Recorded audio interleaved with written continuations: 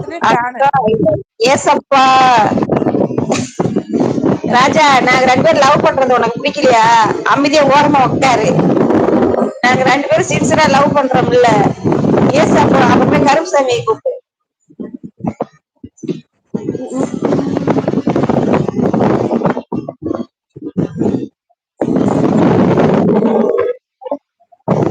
தங்கமே உன்னை காணாது தவிக்கிறேன். யாரம்மா? யாருக்கு இது? யாருக்கு யாருக்கு யாருக்கு? எனக்கு எனக்கு எனக்கு நம்ம கிட்டிமா, இது யாருக்குமா? எனக்கு எனக்கு எனக்கு எனக்கு எனக்கு